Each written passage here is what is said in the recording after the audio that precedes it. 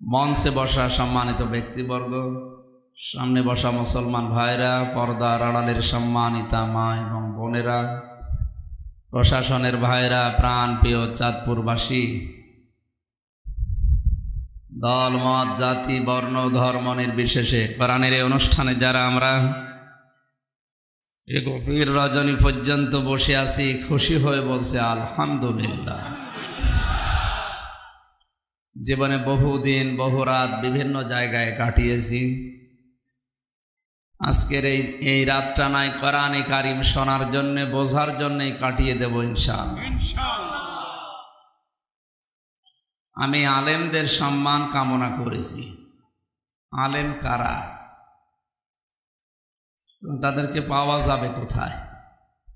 ইমাম ইবনে তাইমিয়া রহমতুল্লাহ আলাইহি তার কিতাবে লিখেছে, তিনটা গুণ যার ভেতরে আছে তাকে আলেম বলা যায়। এক নম্বরে যে আল্লাহর কালাম নিয়ে চিন্তা ভাবনা করে, এই মানুষ আজ পৃথিবী থেকে হারিয়ে যাচ্ছে দিন দিন। এখন কোরআন নিয়ে, কোরআনের কথা নিয়ে চিন্তা ভাবনা করার মানুষ নেই বললেই চলে। আর আমাদেরও আফসোস, ৯৬% মুসলমানের এই দেশে কোরআন নিয়ে গবেষণা করার মতো কোনো প্রতিষ্ঠান নেই। লালনের জীবনী নিয়ে গবেষণা হয়, ঠাকুরের জীবনী নিয়ে গবেষণা হয়, কোরআনে কারিমের প্রতিটি শব্দ গবেষণামূলক। ৯৬% মুসলমানের দেশে সে ব্যবস্থায় ৫৩ বছরেও কেউ করে দিতে পারে না। নিজ উদ্যোগে আমরা এখন থেকে কোরআনের কোনো শব্দ নিয়ে চিন্তা ভাবনা করে নতুন নতুন তথ্য পৃথিবীর মানুষকে উপহার দেওয়ার চেষ্টা করব ইনশাআল্লাহ। দ্বিতীয় নম্বরে, যারা আল্লাহর ইবাদতে নিজেকে নিমজ্জিত রাখে। ইবাদত এটা ব্যাপক অর্থবোধক একটা শব্দ। বাংলাদেশে আমরা বিশেষ করে ইবাদত মনে করি শুধু নামাজ পড়া, রোজা রাখা আর জিকির করা। মানুষের জীবন চালাতে যেখানে যেটা লাগে ওইটা যদি আল্লাহর হুকুম রাসূলের তরিকা হয়, ওইটা ইবাদত। কথা বুঝতেছে? ৩ নম্বরে, আল্লাহর অসন্তুষ্টিমূলক কাজ থেকে নিজেকে যারা বাঁচিয়ে রাখে। এই ৩টি গুণ যাদের ভেতরে আছে এদেরকে আলেম বলা যায়। আমরা অনেকেই হক্কানি আলেম খুঁজতে থাকি, হক্কানি দরবার খুঁজি। হক্কানি আলেম হচ্ছে তারা যাদেরকে বেশিরভাগ ৩টা জায়গায় পাওয়া যায়। ১ নম্বরে জেলখানায়, কারণ পৃথিবীতে জালেমের জেলখানায় আলেমদের পাওয়া গিয়েছে, এখন যাচ্ছে, ভবিষ্যতেও যাবে। আর আমরা এমন একটা অবস্থায় আছি, বিশেষ করে আমাদের এই দেশে, ইউসুফ আলাইহিস সালাম তার ভাইরা যখন তাকে বিক্রি করে দিচ্ছিলেন, এই যে মালিক নামে যে লোকটা কুয়া থেকে পানি তোলার সময় হযরত ইউসুফ নবীকে তুলে ভাইরা যখন বিক্রি করে দিচ্ছিলেন, ওই সময় কয়েকটা দোষ তার উপরে দিয়েছিলেন। ভাইরা ডাক দিয়ে বলেছে, এই গোলামটা বিক্রি করে দিচ্ছি কারণ এ পালিয়ে যায়, এর চরিত্রের দোষ আছে, চুরি করে। যে সমস্ত দোষগুলো দিয়েছে ইউসুফ নবীর উপরে একটাও ঠিক না। নাকি গোলাম ছিলেন তাদের ভাই, নাকি পালিয়ে যাচ্ছিলেন, আর চরিত্র খারাপ ছিল, চেহারা খারাপ ছিল। ইন হাযা ইল্লা মালাকুন কারীম, মানুষেরা দেখে তাকে বলেছিল এটা মানুষ না, এটা ফেরেশতা। পৃথিবীতে ২ জন মানুষকে আল্লাহ সবচাইতে সৌন্দর্য বেশি দিয়েছেন, তার ভেতরে ১ নম্বরে আমাদের নবী মুহাম্মদুর রাসূলুল্লাহ, আর ২ নম্বরে ছিলেন হযরত ইউসুফ। তার চেহারা দেখলে মানুষ হাতের আঙ্গুল পর্যন্ত কেটে ফেলত। হযরতে আয়েশা বলেছিলেন, মিশরের এই নারীরা ফল কাটতে গিয়ে আঙ্গুল কেটে ফেলেছে, তারা যদি আমার স্বামী মুহাম্মদুর রাসূলুল্লাহর আসল চেহারা দেখতে পেত, কলিজা কেটে ফেলতো, টের পেত না।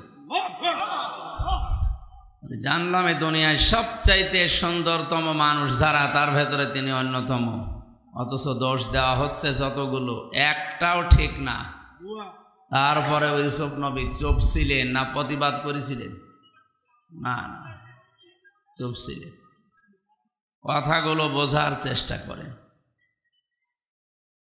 এই যতগুলো দোষ তার উপরে চাপিয়েছে, এত দোষ শোনার পরেও তিনি ওই অবস্থায় চুপ, কথা বলেননি। একটাই কারণ, তিনি জানতেন এখন যদি কথা বলি মালিক ইবনে এই লোকটা যদি চলে যায়, এরপরে ভাইরা আমাকে মেরে ফেলবে, অথবা কোয়ায় যে ফেলে দিয়েছিল আবার ফেলে দিবে। আমরা বাংলাদেশে ইসলামপন্থী যারা আলেম যারা ঠিক ওই অবস্থায় আছে, আমাদেরকে মারবে, আমাদের ওপরে দোষ চাপাবে, আমাদেরকে জেলে দেবে, কিচ্ছু বলা যাবে না। আমি নিচে নামতে পারলাম না, কথা বুঝতেছে? এই জন্য হাক্কানি আলেম যারা, এদেরকে এক নম্বরে জেলখানায় পাওয়া যায়। তামাম দুনিয়ায় জালেমদের জেলখানায় এখনো লক্ষ লক্ষ আলেমেরা আছে। আলজেরিয়ার কারাগারে আব্বাস মাদানেস 32 বছর জেলে। কোরআনের পাখিও 13 বছর জেল খাটার পরে বিদায় নিল। আমি ছোট মানুষ, আমার জীবন থেকেও 3টা বছর চলে গেল। 2 নম্বরে হাক্কানি আলেম পাওয়া যায় মাটির নিচে, কবরে। কোথায়? ইমাম আবু হানিফা হাক্কানি আলেম ছিলেন না? কোথায় আছে? কবরে। ইমাম মালিক হাক্কানি আলেম ছিলেন না? কোথায় আছে? কবরে আছে। 3 নম্বরে হাক্কানি আলেম পাওয়া যায় জিহাদের ময়দানে। আর এখন আমার মনে হয় বাংলাদেশে সবচাইতে বড় জিহাদের ময়দান হচ্ছে কোরআনের হক কথা বলা। এই ময়দানে এখন টিকে থাকা বড় কঠিন। তাফসীরুল কোরআন মাহফিল বিভিন্ন জায়গায় লিখে দেয়, তাফসীরও হয় 5 রকম। সরকারি তাফসীর হয়। এরকার সরকারি তাফসীর করতে গিয়ে অনেক জীবিত মানুষদেরকেও জান্নাতি বলে ঘোষণা দিয়ে দিচ্ছে। একটা মানুষ মরুক, এরপরে বলে তেল দিতে দিতে এমন জায়গায় পৌঁছিয়েছে, এটা সরকারি তাফসীর। 2 নম্বরে বেসরকারি তাফসীর হয়। 3 নম্বরে খানকা কেন্দ্রিক কিছু তাফসীর হয়, যদিও এইটা ওই রকম না। 4 নম্বরে নাটকীয় তাফসীর হয়, এই ব্রাহ্মণবাড়িয়া কুমিল্লা এই লাইনে। এই মঞ্চগুলো, এই মেম্বারগুলো একটা আমানত, এই আমানতটা এরা নষ্ট করে ফেলেছে। অথচ লেখা থাকে কি ওয়াজ মাহফিল, ইসালে সওয়াব, তাফসীরুল কোরআন মাহফিল। কথা বুঝতেছেন? 5 নম্বরে হয় কোরআনিক তাফসীর, দরকারি তাফসীর। এটা খুব কম আমরা তেলাওয়াত করেছি, যেখান থেকে যদিও পরিচিত আয়াত মনে হচ্ছে, এখান থেকে যে কথাগুলো তাফসীর আকারে বলা যায় আমরা চেষ্টা চালাবো ইনশাআল্লাহ। তাহলে আলেমদের যে সম্মান কামনা করলাম, এই হাক্কানি আলেমদের মর্যাদা আল্লাহ যেন দুনিয়া আখিরাতে আরো বাড়িয়ে দেন, বলেন আমিন। বিশ্বনবী বলেন মান ক্বালা বিহি সাদাকা, যারা কোরআন দিয়ে কথা বলে এরা সত্য কথা বলে। হাদিস দ্বারা বোঝা যায় কোরআনের বাইরে যত কথা আছে সব ভেজাল। তাহলে কোরআনের বাইরে কোনো কথা শুনতে আমরা এদেশে রাজি না। আমানা মিলা বিহি উজিরা, কোরআন দিয়ে যারা আমল করে এদের পুরস্কার আল্লাহ নিজে দান করেন। আজকের তেলাওয়াতকে তো আয়াতে কোরআনের 4টা আমল আছে। কয়টা? এই 4টা আমল আজকে আমরা শোনার পরে এখন থেকে চেষ্টা চালাবো কিয়ামতে যেন আল্লাহ নিজের হাতে পুরস্কার দান করে। আমিন। 3 নম্বরে আমান হাকামা বিহি আদিলা, কোরআন দিয়ে যারা বিচার ফায়সালা করে এরাই ন্যায় বিচার কায়েম করতে পারে। এই হাদিসের অংশ দ্বারা বোঝা যাচ্ছে কোরআনের বিচার ব্যবস্থা যতদিন কায়েম না হবে, ন্যায় বিচারের পরিবর্তে অবিচার বেশি হবে। এটা এখন তামাম দুনিয়ায় চলছে। নবীজি বলেন ওমান দাআ ইলাইহি হাদা, একালিপ টান আছে। কেউ যদি হেদায়েতের ওপরে থাকতে চায় তার 1 নম্বরে দায়িত্ব সে যেন কোরআন দিয়ে মানুষকে ডাকে। কি দিয়ে? কোরআন দিয়ে। কারণ কোরআনের মতো ডাক দেওয়া কিতাব দুনিয়াতে আর নেই। ওমান আহসানু কাওলাম মিম্মান দাআ ইলাল্লাহি ওয়া আমিলা সালিহান ওয়া ক্বালা ইন্নানি মিনাল মুসলিমিন।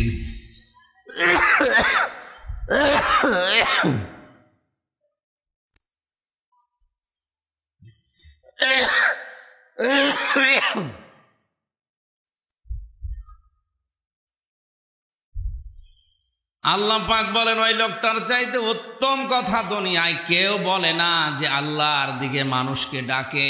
ও আমিলা সালিহা, দুনিয়ায় ভালো ভালো কাজের আঞ্জাম দেয়। অকলা ইন্নানি মিনাল মুসলিমিন, আর ঘোষণা দেয় যে আমি একজন মুসলমান। চাঁদপুরবাসী খুব চিন্তা করেন, আয়াতে 3টা কথা আল্লাহ জানিয়েছেন। প্রথম 2টা হয়তো আমরা অনেকে এখন মানি, 3 নাম্বারটা 100 জনের 98 জনের ভেতরে নেই। হ্যাঁ, খেয়াল করে শুনবেন। 1 নম্বরে আল্লাহর দিকে ডাকতেছি আমরা কম বেশি সবাই, কারণ এদেশে আল্লাহর দিকে না ডাকলে আপনার ডাকে কেউ সাড়া দেবে না। এই জন্য এই পলিসি আমরা নিয়েছি, সে যেভাবেই হোক। 2 নম্বরে আমিলা সালিহা, ভালো ভালো কাজ আমরা যেভাবেই হোক কম বেশি করি। 3 নাম্বার যেটা ওয়াকালা ইন্নানি মিনাল মুসলিমিন, আমি মুসলমান, এই কথা বলার মানুষ এখন দেশে নেই। কারণ এই কথা যদি কেউ ঘোষণা করে আমি মুসলমান, সে কোরআনের আইন ছাড়া অন্য কোনো আইনের জন্য আন্দোলন করতে পারে না। আমি এটা বানালাম। আল্লাযীনা আমানু ইউকাতিলুনা ফি সাবিলিল্লাহ, যারা ঈমানদার এই মানুষগুলো যদি লড়াই সংগ্রাম করে ও করবে আল্লাহর রাহে, আল্লাহর রাস্তায়। আর আল্লাহর রাস্তা এই কোরআনের রাস্তা। কথা বলেন না কেন?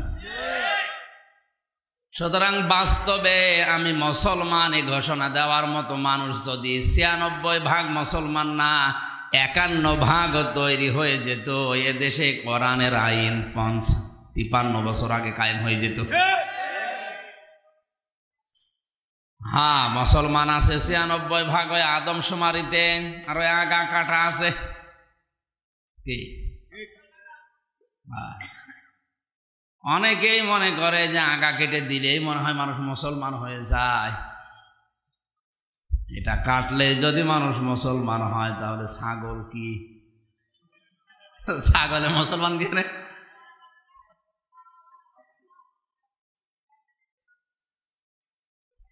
একজন রিকশা চালায়, বহু কষ্ট করে 1 কেজি খাসির মাংস কিনে বৌমাকে বলছে রান্না করো, আমি আসতেছি। বৌমা রান্না করার পরে চিন্তা করছে গ্রান ভালোই হয়, দেখি কেমন লাগে, 1টা 2টা করে খেয়েছি। শেষ করার পরে চিন্তা করছে শ্বশুর আসলে কি বলবো। ও গোসল করে এসে বলে কই খাবার দাও। মোলা দিয়েছে, আলু দিয়েছে, বেগুন দিয়েছে। বলো সে তরকারি কই, কোনটা, যেটা নিয়ে আসলাম। ডাক দিয়ে বলছে আব্বাসান, আপনি যখন গোসল করতে গেছেন আমি সুন্দর করে রান্না করে ঢাকনা দিয়ে ঢেকে রেখে পানি আনতে গেছি কলে, এসে দেখছি দুষ্টু বিড়াল সব খেয়ে ফেলিস, আর কিছু নেই। শ্বশুর চিন্তা করে 1 কেজি মাংস রান্না কমপ্লিট করে পানি আনতে গেল, কয় মিনিট লাগে, এর ভেতরে বিড়াল খেয়ে ফেললো। কি বিড়াল? পাশে দেখে সে বিড়াল মিউ মিউ করে, চেপে ধরেছে, রশি দিয়ে 4 হাত পা টাইট করে বেঁধেছে। দাড়ি পাল্লা এনে ওজন দিয়ে দেখে 1 কেজি। বৌমা, এটা যদি বিড়াল হয় সে মাংস কই, আর এইটা যদি মাংস হয় সে বিড়াল কই। কারণ এই বিড়াল যদি 1 কেজি মাংস খায় এর ওজন হবে 2 কেজি। 96% দরকার নেই। অকালা ইন্নানি মিনাল মুসলিমিন, আমি মুসলমান। আয়াতের এই 3 নাম্বার কথা যেটা, এই অনুযায়ী যদি 51% মুসলমান বাংলাদেশে তৈরি হয়, কালকেই কোরআনের আইন চালু হয়ে যাবে।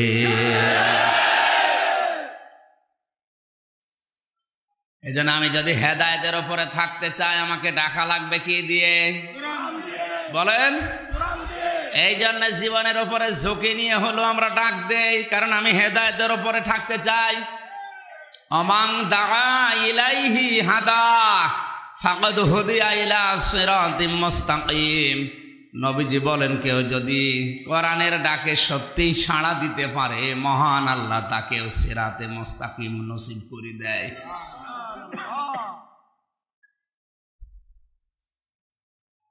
সুতরাং আমরা যদি হেদায়েতের উপরে থাকতে চাই এবং সিরাতে মুস্তাকিম পেতে চাই, ডাক দেওয়া লাগবেও এখন থেকে কোরআন দিয়ে, সাড়া দেওয়া লাগবেও কোরআনের আয়াতে। কথা বলেন না কেন? আর কোরআন যেখানে নেই ওই রকম কোন জায়গায় যদি কেউ ভালো হওয়ার নিয়ত নিয়েও যায়, মানিত্তাবাল হুদা বিগাইরিল কোরআন আদাল্লাহুল্লাহ। তিরমিজি শরীফের হাদিস।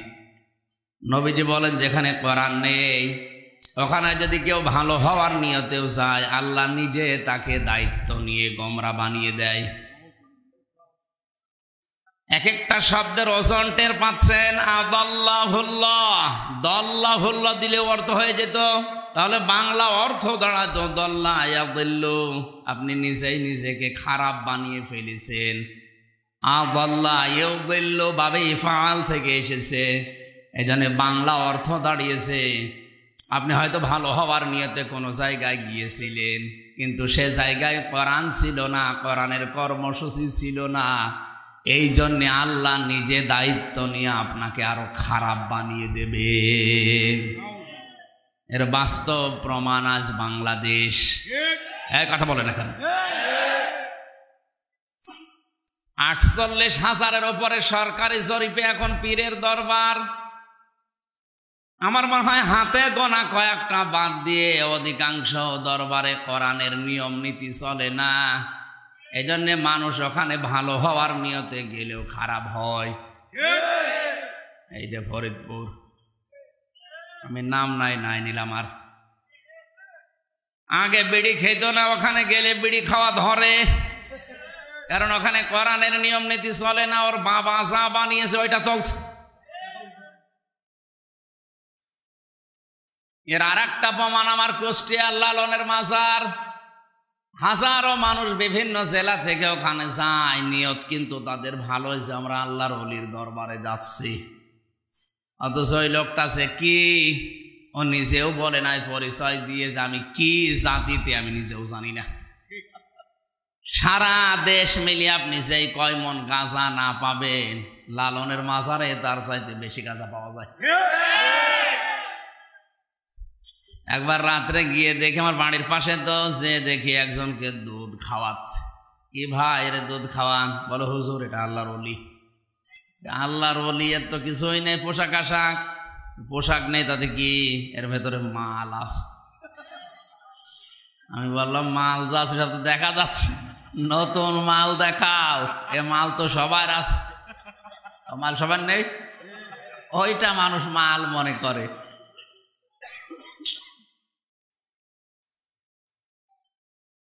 আমি হাসির খোরাকি দেয়নি, চিন্তা ভাবনা করেন। আল্লাহুল্লাহ, কোরআন যেখানে নেই ওখানে গেলে খারাপ বানিয়ে দেবে কে? আল্লাহ। আরো জোরে কে? হেদায়েত দেওয়ার মালিক একমাত্র আমির হামজা। সুতরাং আজকের এই ময়দান থেকে সারা রাত জেগে লাভ নেই, সিদ্ধান্ত নিয়ে বাড়ি যাওয়া লাগবে। যেই দরবারে কোরআন নেই, কোরআনের কর্মসূচি নেই, ওখানে আমি যাব না। যদি যাই আমাকে গোমরা বানিয়ে দেবে কে?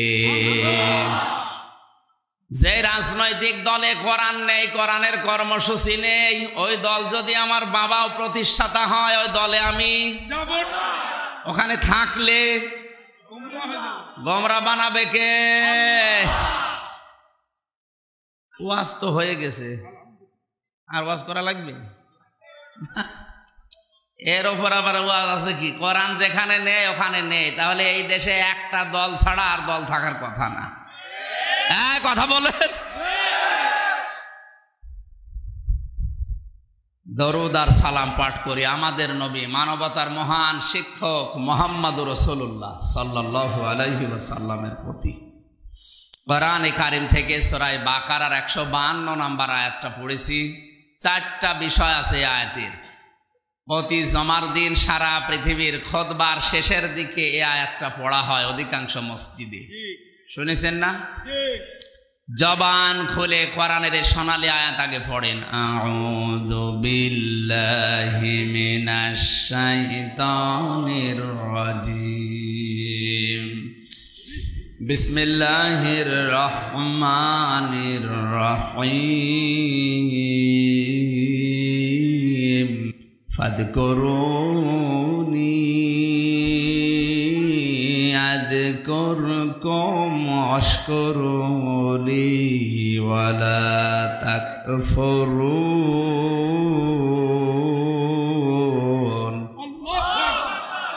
সূরা বাকারা কোন সূরা?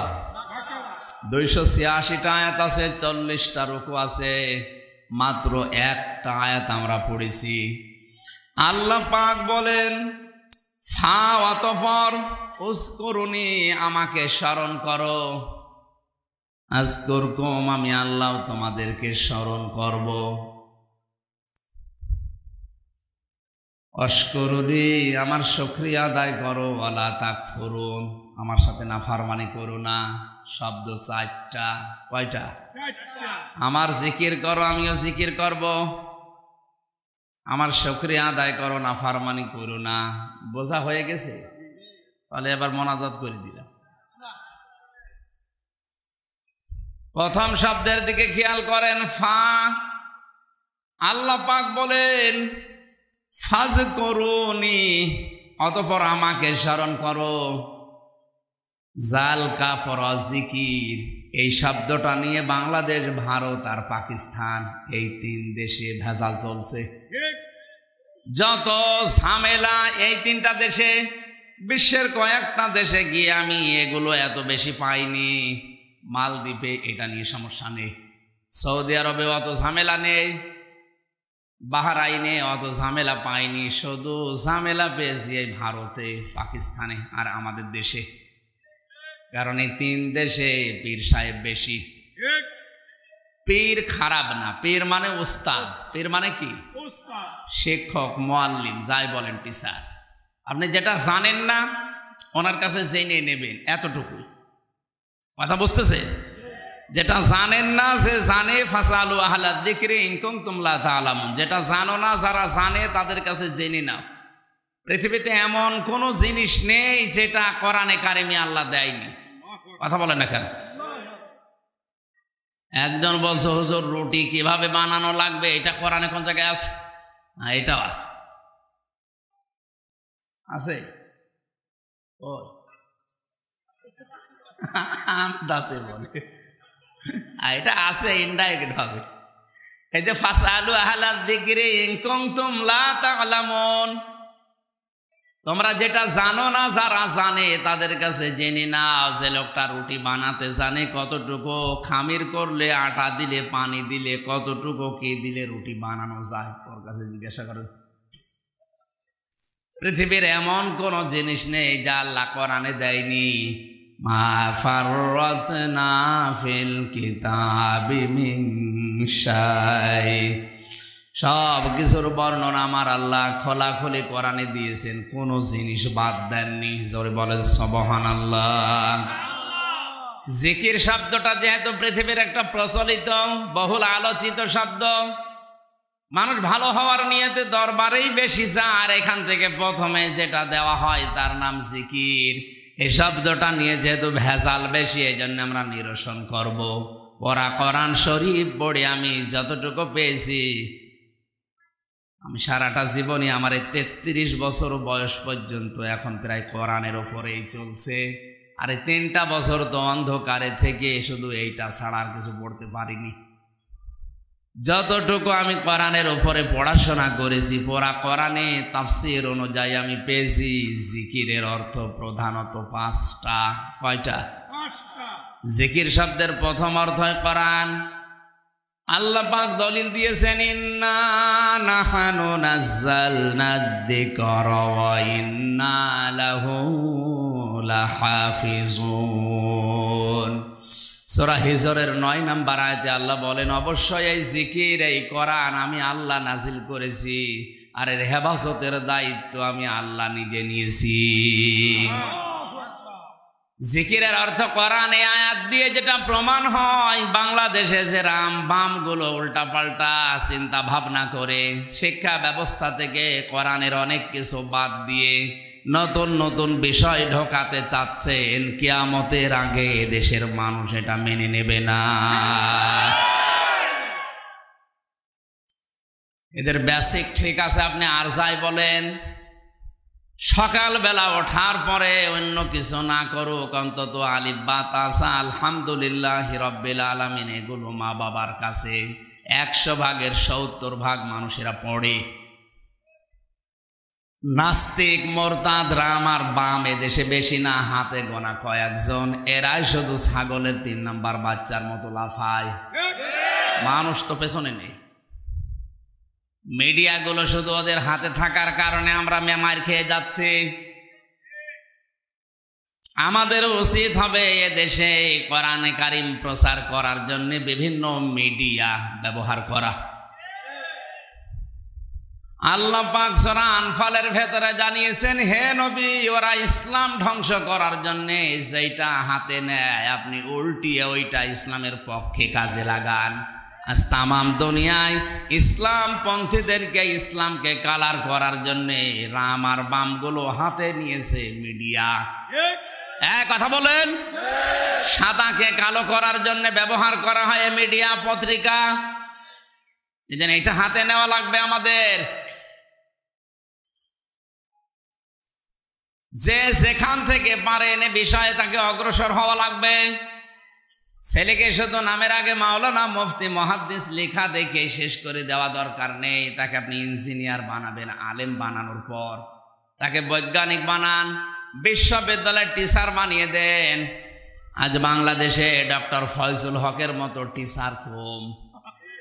কি কথা বলেন না কেন? ডাক্তার শাহিন জাদ্দার ফরিদপুরে, এরকম ডাক্তার আমাদের নেই।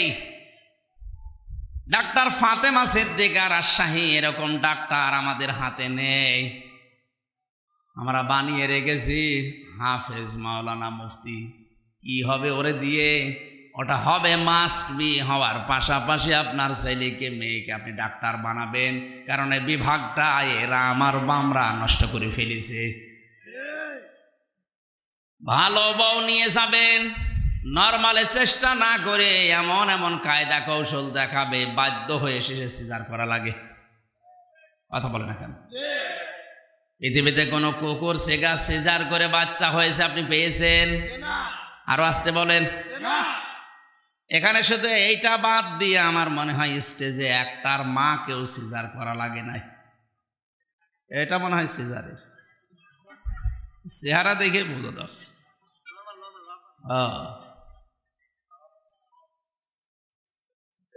বলেন তো, স্টেজে এতগুলো মানুষ বসে আছে, এরাও তো জন্ম নিয়েছে দুনিয়া, এদের একটার মাকেও সিজার করা লাগলো না।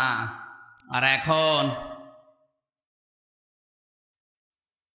আপনি নিয়ে যাওয়ার আগে ওরা বলবে যে পানি শুকিয়ে গেছে, অবস্থা খারাপ, তাড়াতাড়ি করেন, এমন ভয় দেখাবে, বাধ্য হয়ে আপনি ওলটপালট করে ফেলবেন। ভালো বউ নিয়ে যাবেন, কেটে খুঁতো করে দেবে। কথা বলছে না কেন? সিজার করা নিষেধ না, একেবারে নর্মালে যদি না হয়, বাস্তবতায় ওদের মিটিং বসানো লাগবে, বোর্ড বসবে, ডাক্তারদের সর্বসম্মতিক্রমে সর্বশেষ সিদ্ধান্ত যদি আসে যে না উপায় নেই করেন, তখন। আর ওরা যদি অ্যাম্বুলেন্সের শব্দ পাওয়ার আগে শরীরে ধার দেয় যে কাজ হচ্ছে। এই বিভাগটা যে কত কলুষিত করে ফেলেছে। রাজশাহীতে আমার ওই ছোট মেয়েটাকে আমি নিয়ে, বড়টা তখন 3 বছর বয়স ছিল, ছোটটারাই আমি 1 বছর রেখে গিয়েছিলাম ছেলে, এখন তো 4 বছর। বড়টা নিয়ে যখন গেলাম, বড় একটা নাম করা ডাক্তার রাজশাহীতে, 1000 টাকা করে ওনার ভিজিট। দেখানোর পরে আমি বললাম, স্যার এই যে 12টা পরীক্ষা দিলেন আমার মন মতো করে নিয়ে আসি। বলছে না, নিচে লেখা আছে এই জায়গায় যাবেন। যেখানে লিখে দিয়েছে ওই জায়গায় আমাদের এলাকার একজন কাজ করে। বললাম, ভাই এত জায়গা থাকতে আপনার কাছে আসতে বলেছে, কারণ আছে, এখান থেকে স্যার হাদিয়া তোফা পায়। ঔষধগুলো লেখে এমন এমন জায়গা থেকে যেখান থেকে ওদেরকে গাড়ি দেওয়া হয়, বাড়ি দেওয়া হয়, বিভিন্ন উপহার দেওয়া হয়। আল্লাহর কসম, ডাক্তার শাহিন জদ্দারের কাছে, ডাক্তার মতিয়ার রহমানের কাছে তামাম দুনিয়াও যদি নিয়ে যান, আপনার মন মতো ঔষধ লিখবে না।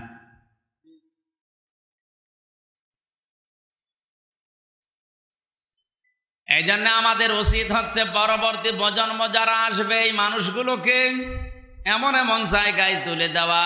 ডিসি দরকার আমাদের, এসপি দরকার আমাদের, ডিআইজি দরকার। কথা বলে না কেন? এই জায়গাগুলোতে আজ আমরা দুনিয়ার কাজ মনে করে ছেড়ে দিয়েছি। জমিনটা ফাঁকা পেয়ে জালেমরা মন মতো চালাচ্ছে। অথচ আল্লাহ কোরআনে কারিমে বলে জানিয়েছেন, ইন্নী জাইলুম ফিল আরদি খলিফা, অবশ্যই আমি তোমাদেরকে পাঠিয়েছি জমিনের খলিফা করে। কোন জায়গা? জমিনের। আল্লাহ কি দিয়েছেন? ইন্নী জাইলুম ফিল খানকা খলিফা, যে তোরা আমি খানকার খলিফা করে পাঠালাম। ইন্নী জাইলুম ফিল মাসাজিদি খলিফা, মসজিদের খলিফা করে পাঠালাম। ইন্নী জাইলুম ফিল মাদারিসি খলিফা, মাদ্রাসার খলিফা করে পাঠালাম। আমরা এই সমস্ত জায়গায় বসে বসে মনে করছে আমরা খলিফা হয়ে গেছে, আর দরকার নেই।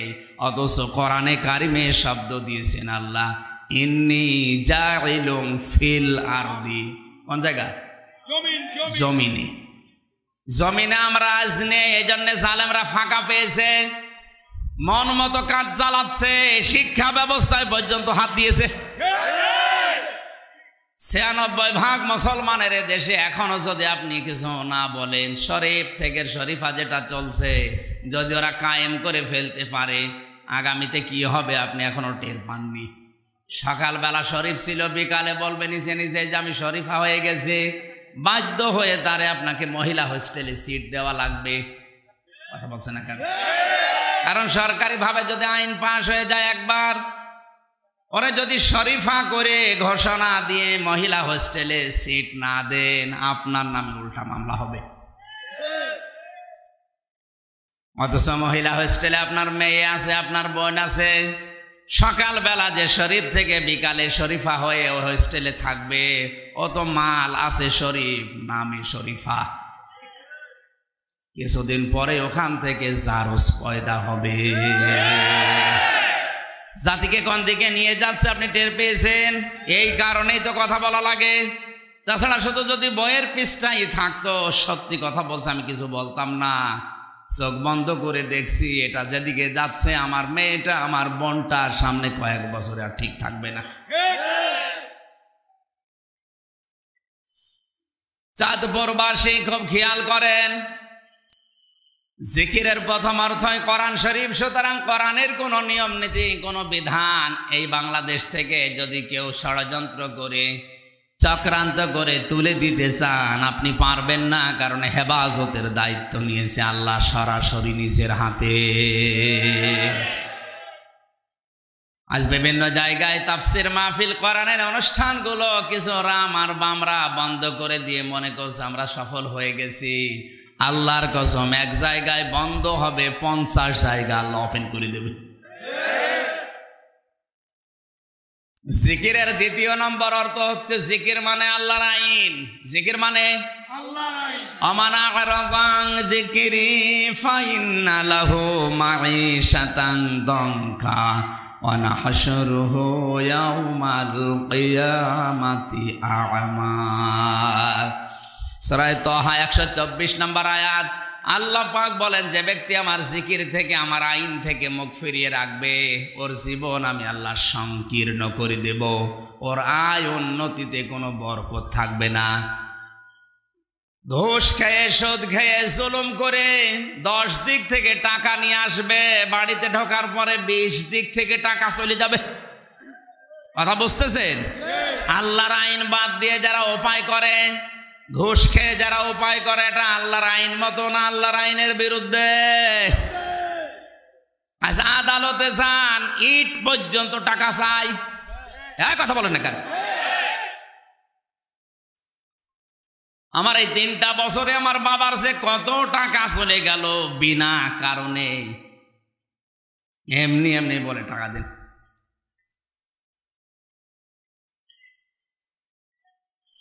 বাস্তবতায় বলছে, আল্লাহর আইনের বিরুদ্ধে যারা অবস্থান নিয়ে টাকা পয়সার মালিক হচ্ছেন, আল্লাহর কসমে টাকা তো আপনি ভোগ করে যেতে পারবেন না। আপনার ভোগ করার আগেই মরণ হবে, আর আপনি বিদায় নেওয়ার পরে এই টাকাগুলো সব আল্লাহর বিরুদ্ধে, রাসূলের বিরুদ্ধে ব্যয় হবে। তখন আপনার কবরের আযাব আরো বাড়বে। এই জন্য কোনো পাগলেও আমার মনে হয় কাজ করা উচিত না। চাঁদপুরবাসী আয়াতের শেষ কথা ছিল, ওয়ানাহশুরুহু ইয়াউমাল কিয়ামাতি আ'মা। কিয়ামতের ময়দানে যখন ওই লোকটা উঠবে, ওই লোকটা অন্ধ হয়ে উঠবে, ডাক দিয়ে বলবে, রব্বুল আলামিন, আমি তো চক্ষুষ্মান ছিলাম। ক্বালা রব্বি লিমা হাশারতানি আ'মা ওয়া ক্বাদ কুনতু বাসীরা। হ্যাঁ আল্লাহ, আমি তো চক্ষুষ্মান ছিলাম, আমার চোখ ছিল, আমি আদম নবীকে একটু দেখবো। 60 হাত লম্বা ছিল, 36 হাত মোটা ছিল, একটু দেখাও। আল্লাহ ধমক দিয়ে বলবে, চুপ কর। ক্বালা কাযালিকা আতাতকা আয়াতুনা ফানাসিতাহা ওয়া কাযালিকাল ইয়াউমা তুনসা।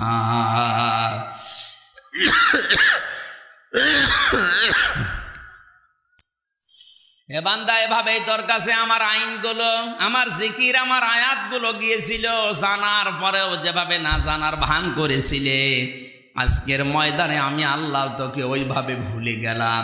তাফসিরে আমি পেয়েছি, কিয়ামতের ময়দান আল্লাহ ধমক দিয়ে বলবে, বান্দা, হামজা নামে যে আমার একটা বান্দা ছিল, হাজেরা নামে আমার একটা বান্দি ছিল, কোনোদিন আমি আরে নাম আমার কুদরতি মুখে উচ্চারণ করব না। কথার ওজন কত আপনি এখনো টের পাননি?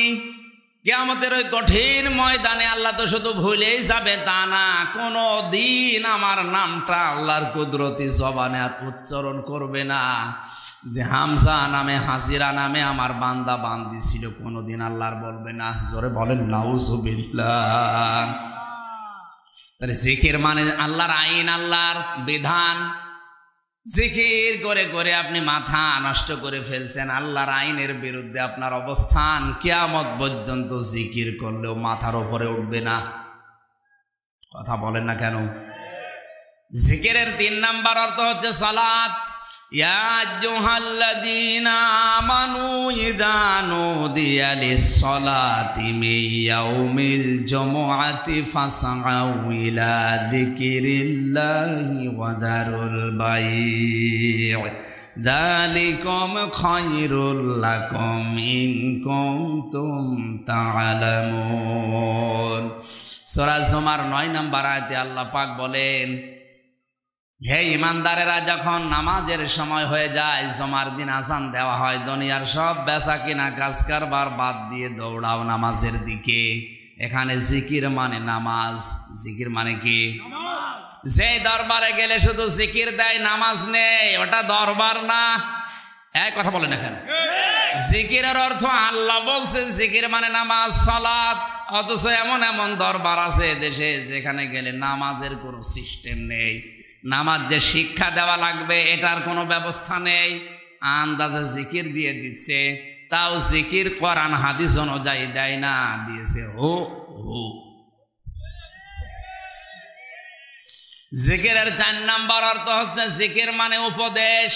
জিকির মানে উপদেশ। ফাযাক্কির বিল কুরআনি মান ইয়াখাফু ওয়াঈদ। So admonish and or by the Holy Quran him who fears my threat.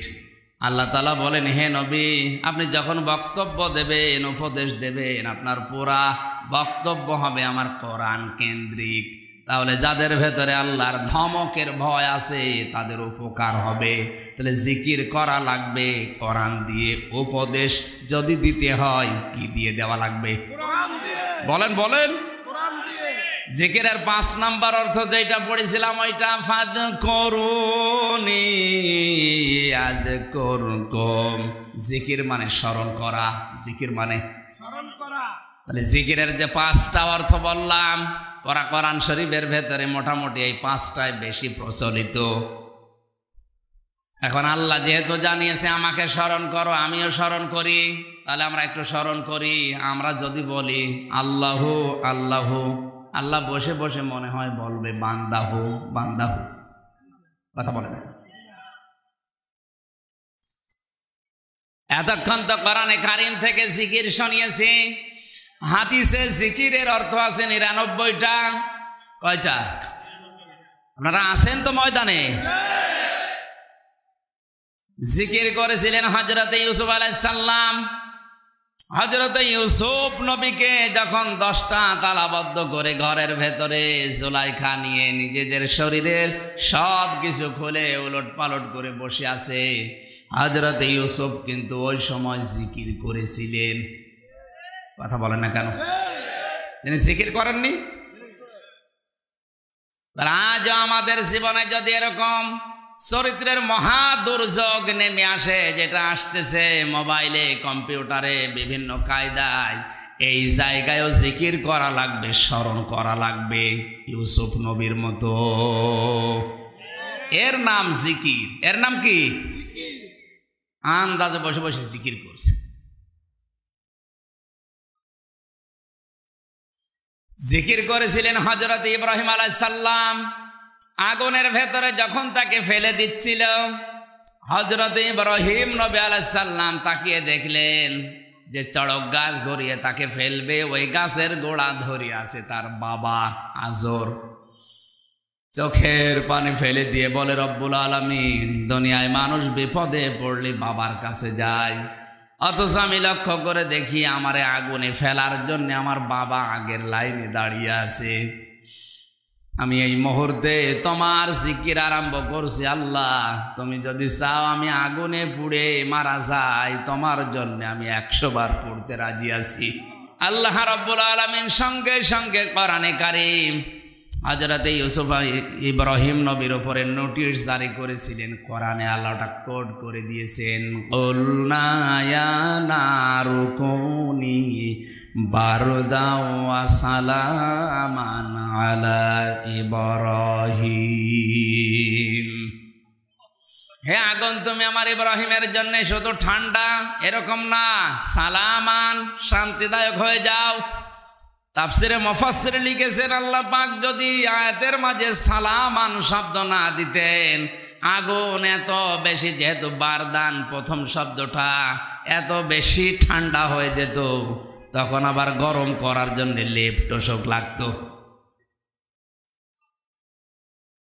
সালামান শব্দ যদি না দিতেন তাহলে এত বেশি গরম হয়ে থাকতো, তখন আবার পাখা লাগতো, ফ্যান লাগতো ঠান্ডা করার জন্যে। সালামান দিয়ে আল্লাহ এয়ার কন্ডিশন বানিয়ে দিয়েছেন, নয় ঠান্ডা নয় গরম, ফেব্রুয়ারি মাসের মতো। জোরে বলেন সুবহানাল্লাহ। ইব্রাহিম নবী জিকির করেছেন যেখানে আল্লাহকে পেয়েছেন সেখানে। আরো আসতে বলেন। হযরত ইউসুফ জিকির করেছেন যেখানে আল্লাহকে পেয়েছেন। অলাকাদ হাম্মাত বিহি ওয়া হাম্মা বিহা লাউলা বুরহানা রব্বি। জুলাইখা যেমন কাপড় চোপড় সব খুলে জেনা করার জন্য রাজি হয়ে গিয়েছিল, ইউসুফ নবীও রাজি হয়ে গিয়েছিল। আপনি শব্দের দিকে তাকান, অলাকাদ হাম্মাত বিহি ওয়া হাম্মা বিহা। ইউসুফ নবী যেমন রাজি ছিল, জুলাইখাও রাজি হয়ে গিয়েছিল। কি বাংলা অর্থ এটাই হয়। আপনি যারা মুফাসসির আছে জিজ্ঞেস করেন। আল্লাহ পাক বলেন, লাউলা বুরহানা রব্বি, যদি তার রব তাকে কিছু দলিল আর প্রমাণ না দেখাতেন, এই যে জিকির করার কারণেই তিনি কিন্তু এখানে প্রমাণ পেয়েছিলেন। মানুষ হিসাবে তার ভেতরেও যৌবন আছে, চাহিদা আছে, এই জন্য তারও মন ফিরে গিয়েছিল। কিন্তু জিবরাইলকে দিয়ে আমার আল্লাহ সঙ্গে সঙ্গে দলিল পাঠিয়েছেন। একটা চিঠি নিয়ে জিবরাইল ধরেছে, এটা তাফসিরে মারেফুল কোরআনে আছে, জালালাইনে আছে। হযরত ইউসুফ নবীর সামনে ফেরেশতা জিবরাইল কাগজটা তুলে ধরেছিল, ইউসুফ আমি তোমার মালিক বলছি তুমি জিনা করতে পারো না। দ্বিতীয় নম্বর দলিল, হযরত ইয়াকুব আলাইহিস সালামের আকৃতি নিয়ে ঘরের ভেতরে এসে ডাক দিয়েছে, ইউসুফ আমি তোমার বাবা বলছি তুমি জিনা করতে পারো না। এই সমস্ত দলিলগুলো দেখার পরেই হযরত ইউসুফ নবী মনে মনে আল্লাহকে ডাক দিয়ে বলেছে, রব্বুল আলামিন তুমি আমাকে বাঁচাও। ক্বালা মাআযাল্লাহ, জোরে বলেন আল্লাহু আকবার। আমি আল্লাহর সাহায্য চাই, এটার নাম জিকির। এটার নাম কি? ইউসুফ নবী জিকির করলেন যেখানে আল্লাহকে পেয়েছেন, আর আমরা জিকির করতে করতে মুখ দিয়ে ফেনা উঠে যাচ্ছে, আল্লাহর কোনো খবর নেই। তাহলে মানে জিকির আমাদের হচ্ছে না। এরকম 99টা তাফসিরের ভেতরে হাদিসের কিতাবে আমি পেয়েছি জিকির এইভাবে করা দরকার। পৃথিবীর এমন কোনো জায়গা নেই যেখানে জিকির নেই। বাড়ি থেকে সকালবেলা কেউ যদি বের হয়, ডান পা দিয়ে বের হয়ে যদি বিসমিল্লাহির রহমানির রহিম বলে অফিসে যায়, বাজারে যায়, ব্যবসায় যায়, যতক্ষণ বাইরে থাকবে পুরাটাই জিকির। ব্যবসা যারা করে তাদেরও জিকির আছে না নেই? ওয়াইলুল লিল মুতাফফিফিন আল্লাযীনা ইযা তালু আলান নাসি ইস্তাওফুন। আল্লাহ পাক বলেন ধ্বংস হয়ে যাক ওই দোকানদারগুলো যারা ওজনে কম বেশি করে, নেওয়ার সময় বেশি নেয়, দেওয়ার সময় কম দেয়। এটা শুধু দোকানদারদের জন্যে। আজ যারা শিক্ষকতা করছে, যারা বক্তব্য দিচ্ছে যে আমরা প্রত্যেকটা জায়গায় আমরা নেওয়ার সময় কিন্তু ঠিক মতোই বিভিন্ন জায়গা থেকে এলেম নিয়ে এসেছি, ডেলিভারি দেওয়ার সময় এখন আর সঠিকভাবে দিতে পারি না।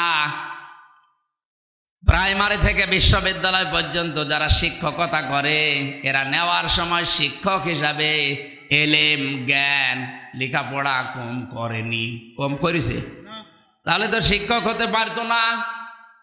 সব জায়গা থেকে তারা নেওয়ার সময় ঠিক মতোই নিয়েছে, কিন্তু ছাত্রদেরকে দেওয়ার সময় ক্লাসে আর দিতে চায় না। তখন বলে প্রাইভেট পড়া লাগবে, কোচিং করা লাগবে। এক কথা বলেন না কেন? এদের ওপরে লানত বরদোয়া কার? আরো জোরে বলেন কার? ওয়াইলুল লিল মুতাফফিফিন, ধ্বংস হয়ে যাক ওই দোকানদারগুলো যারা ওজনে কম বেশি করে। কুষ্টিয়ার বড় বাজারে একবার এক লোক তেল মেপে দিচ্ছিল নামাজ পড়ার পর।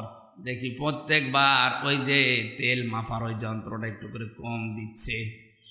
লোকটা চলে যাওয়ার পরে বললাম, চাচা আপনি নামাজ পড়ে আসলেন আমার সাথে, আর এইভাবে করে প্রত্যেকবার কম দেন তেলে, কি নামাজ পড়েন? আমারে ধমক দিয়ে বলছে, বেশি বোঝো। পকেট থেকে একটা টুপি বের করে নিয়ে মাথায় দিয়েছে, আর ওইটা খুলে বলছে এটা আমার নামাজ পড়া টুপি, আর ওইটা তেল বেচা টুপি। টুপিও আলাদা করে ফিরিস। অথচ নামাজ একটা জিকির, নামাজ কিছুক্ষণ আগে জিকির করে এসেছে, দোকানে জিকির নেই। বলেন বলেন, নামাজে জিকির করেছেন মাত্র 15 মিনিট, দোকানে জিকির করবেন 8 ঘন্টা। কোরআনে কারীম জানিয়েছে, ফাইদা কুদিয়াতিস সালাতু ফান্তাশিরু ফিল আরদি ওয়াবতাগু মিন ফাদলিল্লাহ ওয়াযকুরুল্লাহা কাসীরান লাআল্লাকুম তুফলিহুন। যখন নামাজ শেষ হয়ে যায়, জমিনে ছড়িয়ে যাও, ছিটিয়ে পড়ো। তাহলে আয়াতের শিক্ষা কি? নামাজ শেষ হয়ে গেলে মসজিদে আর বসে থাকার দরকার নাই। আরো জোরে বলুন। কত মানুষ দেখি নামাজের পরে মসজিদে বসে ফ্যান চালিয়ে গল্প করে। কোথায় পেয়েছেন ভান্ডামি আপনি? আমার দাদা জেলখানায় থাকতে মারা গেছেন, একটা গল্প বলতো এক সময়। এক এলাকায় কারেন্ট নেই, বিদ্যুৎ নেই, শুধু মসজিদে যে সোলার দিয়ে বিদ্যুৎ সৃষ্টি করে ওরা ফ্যান চালায়। এসে গরিব মানুষ নামাজ পড়ে না, মুয়াজ্জিনকে ডাক দিয়ে বলছে, ভাই আমরা নামাজ পড়ি না ঠিক আছে, কিন্তু এশার নামাজ হয়ে গেলে আপনি যখন মসজিদে তালা লাগিয়ে যান চাবি আমাদের দিয়ে যাবেন। আমরা নামাজ পড়বো না, কিন্তু রাতের বেলা মসজিদে ফ্যান ছেড়ে দিয়ে ঘুমাবো। মুয়াজ্জিন বলছে, কি বলো? এটা আমি করতে পারি, কিন্তু আমার মাসে মাসে টাকা দেওয়া লাগবে। ওরা বলছে ঠিক আছে। টাকা দিয়ে মুয়াজ্জিন রাজি করে নামাজ পড়ে না, এশার নামাজ পড়ে সব বাড়ি চলে যায়। তখন ওই 4 জন আসে মসজিদে, যে ফ্যান লাগিয়ে টাঙিয়ে দিয়েছে মানুষ 4 জন, ফ্যান লাগিয়েছে 12টা। ওখানে তো রেগুলেটর লাগানো নেই, হাই স্পিডে ঘুরছে। যারা ফ্যানের নিচে ঘুমানোর অভ্যাস নেই, ওরা যদি একবার বাতাস পায় মরণের ঘুম ঘুমাবে। এমন ঘুম ঘুমিয়েছে, কাপড় যেখানে সেখানে। মুয়াজ্জিন সকালবেলা এসে তাকিয়ে দেখে, নাউজুবিল্লাহ, ওদের মাঝখানে দাঁড়িয়ে চিৎকার করছে, এই মসজিদে থাকা হারাম। ওরা বলছে, কিসের হারাম? মসজিদে যে থাকা হারাম, দলিল কই? দলিল লাগবে না, বিনা দলিলে হারাম। নামাজের পরে মসজিদে থাকা ঠিক না, অথচ আজ বাংলাদেশের কালচারই হয়ে গেছে। নামাজের পরে বসে বসে উনি মেয়ে বিয়ে দেবে, ধানের চারা লাগাবে, কার সাথে ছেলে বেরিয়ে গেছে এই নিয়ে গল্প করছে। আয়াতের শিক্ষাটা কি ছিল? নামাজ শেষ, ছড়িয়ে যাও, ছিটিয়ে যাও, কর্মজীবনে যাও, অবতাগু মিন ফাদলিল্লাহ, আল্লাহর অনুগ্রহ তালাশ করো। আয়াতের দিকে খেয়াল করেন, যতক্ষণ নামাজ পড়বেন ততক্ষণ জিকিরের কথা এখানে নেই। এই জন্য কুদিয়াতিস সালাতের আগে জিকির শব্দ নেই, কিন্তু অবতাগু মিন ফাদলিল্লাহর আগে আল্লাহ ওয়াজকুরুল্লাহ কাসীরা দিয়েছেন। কর্মজীবনে যে আল্লাহকে স্মরণ করো, যেমন তেমন না, কাসীরা, কলিলা না, কাসীরা, বেশি বেশি স্মরণ করা লাগবে। তাহলে কর্মজীবনে যে বেশি স্মরণ করা মানে শুধু দোকানে বসে বসে সুবহানাল্লাহ সুবহানাল্লাহ সুবহানাল্লাহ পড়বেন। ওখানে যেন ওজনে কম বেশি না হয়, খাদ্যে ভেজাল দেওয়া না হয়, মানুষকে ঠকানো না হয়। এইটার নাম জিকির। এইটার নাম কি? আর যদি জিকির গুলো বাংলাদেশে এই পর্যায়ে থাকতো, এই দেশে দুর্নীতি হতো না। মাস্টার্সের সার্টিফিকেট নিয়ে আসতে গিয়েছিলাম ভার্সিটিতে, এত বড় বড় দাড়ি রেখে জোব বাগায় দিয়ে জিকির করতে বসে বসে বললাম, স্যার একটু সই করে দিন। আমার বলছে, আমির হামজা তাড়াতাড়ি করো। বলছে, স্যার আমি তো তাড়াতাড়ি করছি। কিছুক্ষণ পরে বলছে, তাড়াতাড়ি করো, আমি জোহরের নামাজে জামাত ধরবো। স্যার আমি তো তাড়াতাড়ি করছি। মাথা নিচু করে বলছে, 2000 টাকা বের করো, আপনার এই জোহরের নামাজে জামাত ধরবে? জোহরের নামাজ পড়তে মাত্র 8-10 মিনিট সময় লাগে, আর 8টা ঘন্টা সরকার আপনার কাছ থেকে কিনে নিয়েছে। ছেলেমেয়েরা আসবে, সই করে সিল মেরে তাদেরকে দেবেন। এইটা আপনার জিকির? কথা বলেন। এই জিকির আজ কোন অফিসে আছে? সব জায়গায় এই জিকির দূর করে দিয়ে অন্য জিকির লাগিয়েছে। এজন্য জিকির আমরা বুঝি না। আল্লাহ পাক এইটা বোঝাতে চেয়েছেন, ফাযকুরুনি আযকুরকুম। আমাকে যদি এইভাবে তোমরা জিকির করতে পারো, স্মরণ করতে পারো, আমি আল্লাহও তোমাদের স্মরণ করব। আমার জিকির যদি দুনিয়ার এই মজলিসে হয়, তোমাদের জিকির আমি আল্লাহ ফেরেশতাদের মজলিসে করব। জোরে বলেন আল্লাহু আকবার। আজকের এই ময়দানে জিকির হচ্ছে কিসের? আরো জোরে। আমাদের জিকির আল্লাহ এই মুহূর্তে আরশে আজিমে তার ফেরেশতাদের নিয়ে করছে। জোরে বলেন আল্লাহু আকবার।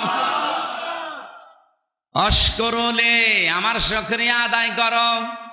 শুকরিয়া মানে আমরা মনে করি টুটি পর্যন্ত খেয়ে একটা ঢেকুর তুলে বললাম আলহামদুলিল্লাহ, হয়ে গেল। যে খাবার খাবেন, যে নিয়ামত পাবেন, ওই নিয়ামত পাওয়ার পরে যেটা করা দরকার ওটা খাবার পরে শরীরে যে শক্তি সামর্থ্য মেধা যোগ্যতা তৈরি হয়েছে ওইটা আল্লাহর দ্বীনের পক্ষে কোরআনের পক্ষে ব্যয় করা, এর নাম আশকুরুলি। কোরআনে কারীম জানিয়েছে লাইন শাকারতুম লাযিদান্নাকুম ওয়া লাইন কাফারতুম ইন্না আযাবি লাশাদীদ। যদি তোমরা আমার শুকরিয়া আদায় করো তোমাদের দুনিয়ায় যত নিয়ামত আছে ওই নিয়ামত আরো বাড়িয়ে দেব, যদি না শুকরিয়া করো কুফরি করো ওটা কেড়ে নেব এবং আযাবের ভেতরে ফেলে দেব, যেটা এখন আমরা পাচ্ছি। শুকরিয়া আদায় করতে পারি না, এই জন্যে প্রত্যেকটা স্তরে স্তরে আজ জালেমরা বসে আমাদের উপরে জুলুম করছে। জালেমদের জন্য আমি একটা কথা ভয়ঙ্কর শোনাচ্ছি। সূরা শূরা 25 নম্বর পারা 6 নম্বর পৃষ্ঠা 13 নম্বর লাইনের 42 নম্বর আয়াত। ওরা কোরআনে আমার কাছে একটা ভয়ঙ্কর মনে হয়। ইন্নামাস সাবিলু আলাল্লাযীনা ইয়াযলিমুনান নাস। আল্লাহ পাক বলেন অবশ্যই আমি আল্লাহ মামলা দায়ের করব, অভিযোগ দায়ের করব, কেস করব তাদের বিরুদ্ধে যারা মানুষ হয়ে মানুষের উপরে জুলুম করছে, করবে।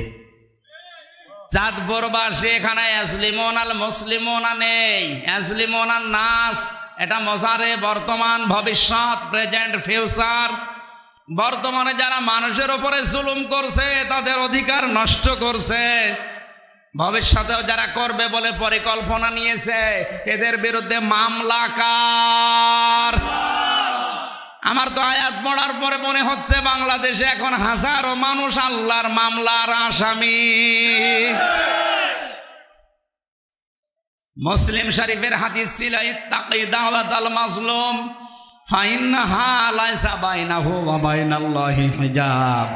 হে পৃথিবীর মানুষেরা, তোমরা মজলুমের বরদোয়া থেকে বেঁচে থাকো, কারণ মজলুমের আর আল্লাহর ভেতরে কোনো পর্দা থাকে না, ওরা বললে এটা কবুল হয়ে যায়। বাংলাদেশ ধ্বংস করার জন্য আজ অনেক জালেম এমন জুলুম করছে, মজলুমের বরদোয়ায় এই দেশটা না জানে আবার ধ্বংস হয়ে যায় নাকি? আপনি নিজে বাঁচতে পারবেন না, একদিকে নিজেকে দেশকে ধ্বংস করছেন, আর একদিকে আল্লাহর মামলার আসামি হওয়া থেকে যেন রক্ষা করেন, বলেন আমিন। আলা তাকফুরুন, কুফরি করা যাবে না, কারণ এমন জায়গা থেকে আমরা উঠে এসেছি যে জায়গার নামও বলা যায় না। কাইফা তাকফুরুনা বিল্লাহি ওয়া কুনতুম আমওয়াতান ফাআহইয়াকুম। আল্লাহ পাক বলেন কেমন করে মানুষ আমার কুফরি করে, এটা তো আমারও বিশ্বাস হয় না। কাইফা শব্দটা বালাগাত মানতিক অনুযায়ী ব্যবহার করা হয়, যেটা বিশ্বাস করা যায় না এমন জায়গায়। আয়াতের প্রথমে আল্লাহ কাইফা দিয়ে এইটাই জানাতে চেয়েছেন যে বান্দা আমার কুফরি করো, আমার সাথে নাফরমানি করো, আমারও বিশ্বাস হয় না। কারণ তুমি কি ছিলে? একটা নাপাক পানি থেকে আজ হামসা বানিয়েছি। তোমার নিজের পেছনের দিকে তাকালে যেটা মনে হয় যে তুমি কুফরি করবা, আমারও বিশ্বাস হয় না। যেন আমাদের উচিত হচ্ছে আমাদের পেছনের দিকে তাকানো। হালাতা আলাল ইনসানি হিনুম মিনাদ দাহরি লাম ইয়াকুন শাইআম মাযকুরা। মানুষের জীবনে এমন কি সময় যায়নি যখন সে উল্লেখ করার মতো কিছু ছিল না। আজ বাংলাদেশ সহ বিশ্বে যারা জুলুম করছেন, কুফরি করছেন, নাফরমানিতে লিপ্ত আছেন, একটু বিবেকটা খাটান, আপনি কি ছিলেন আর কোথায় যাবেন। আল্লাহ আমাদেরকে আয়াত থেকে 4টা শিক্ষা নেওয়ার তৌফিক দেন, বলেন আমিন। আমার কণ্ঠের দিকে তাকিয়ে আমি আজকের মতো শেষ করছি, আমিন। যারা আছে মেহমানরা, ওনারা এখন হয়তো কথা বলার পরে আজান দেবে, আর 5-7 মিনিট পরে আপনারা মোনাজাত করে এরপরে বিদায় নেন। আগামীতে কোনো জায়গায় আসলে রাত 9টায় তুলে দেবেন, এত রাত্রে মাহফিল হয় না। কোনো জায়গায় আমার মাহফিল নিলে রাত 9টায় তুলবেন, 11টা 2 ঘন্টা কথা বলবো ইনশাআল্লাহ। আসসালামু আলাইকুম।